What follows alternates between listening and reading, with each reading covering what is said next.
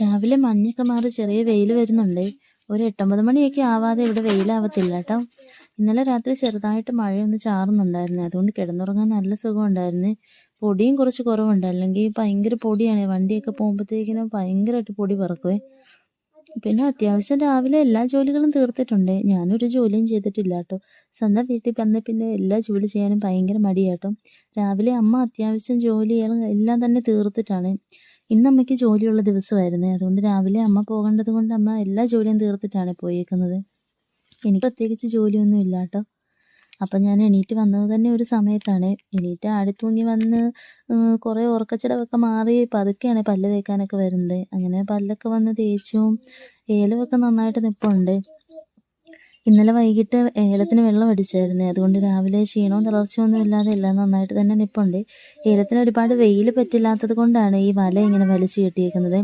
തോടൊക്കെ ഉണങ്ങിക്കിടക്കും കേട്ടോ. തോട്ടിലൊക്കെ തുള്ളി പോലും വെള്ളമില്ലേ, മൊത്തം വറ്റിക്കിടക്കുവാണ്. ഇനിയിപ്പോൾ മഴക്കാലം ആകുമ്പോഴത്തേക്കിനും തോട്ടിൽ നിറയെ വെള്ളമാകുമേ. തോട്ടിൽ വെള്ളമായാൽ പിന്നെ തുണികളൊക്കെ എല്ലാം തോട്ടിൽ തന്നെയാണ്. പ്രത്യേകിച്ച് ജോലിയൊന്നും ഇല്ലാത്തതുകൊണ്ട് പല്ലൊക്കെ തേച്ച ഉടനെ പിന്നെ കാപ്പി കുടിക്കാനാണ് വന്നത്. ഇന്ന് പുട്ടും ചിക്കൻ കറിയായിരുന്നു കാപ്പിക്ക്. അപ്പോൾ കൊച്ചു എൻ്റെ കൂടെ വന്നിരുന്നു. കൊച്ചിന് ഞാൻ ഇവിടെ വന്നിരുന്ന് കഴിക്കുന്ന കേട്ടോ ഇഷ്ടം. അവൾക്ക് ഇവിടെ ഇരിക്കുന്നതാണ് ഭയങ്കര ഇഷ്ടമാണ്. അതുകൊണ്ട് ഇവിടെ വന്നിരുന്ന കേട്ടോ ഞാനും കൊച്ചും കഴിക്കുന്നത്. പുറത്തൂടെ വണ്ടി പോകുന്നതൊക്കെ നോക്കി ഇവിടെ ഇരുന്നോളും കേട്ടോ. കുറച്ച് കല്ലുമൊക്കെ പറക്കി അതിൻ്റെ ഇടയ്ക്ക് കുറച്ച് വായിലോട്ടൊക്കെ വെച്ച് കൊടുക്കും. നല്ല മൂടാണെങ്കിൽ അവൾ കുറച്ച് കഴിക്കും. അതല്ലെങ്കിൽ വായിലോട്ട് വെച്ച് കൊടുക്കുന്ന പാടെ ആൾ തുപ്പിക്കളയും കേട്ടോ.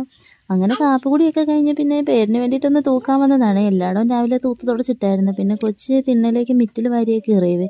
അപ്പോൾ അതും കൂടെയൊക്കെ ഒന്ന് തൂക്കാൻ വന്നു. കുറച്ച് മിറ്റിലെല്ലാം വാരി അവൾ അപ്പുറത്തെ 2 പിള്ളേരുണ്ട്. അപ്പോൾ അവരുടെ കൂടെയൊക്കെ അതിൽ കുറച്ച് നേരം അവരിവിടെ ഇരുന്ന് കളിക്കുമായിരുന്നു. അപ്പം മിറ്റിലൊക്കെ വാരി എറിഞ്ഞ് അകത്തോട്ടൊക്കെ വീണിട്ടുണ്ട്. അപ്പം ഞാൻ ഒന്നുകൂടെ ഒന്ന് ആ പൊടിയെല്ലാം ഒന്ന് തട്ടിക്കളഞ്ഞ്, നല്ല പൊടിയാണ്. അതുകൊണ്ട് പെട്ടെന്ന് വീടിനകത്തേക്ക് നല്ല രീതിക്ക് പൊടി കയറും. അതുകൊണ്ട് മിക്കപ്പോഴും തുടങ്ങും കേട്ടോ.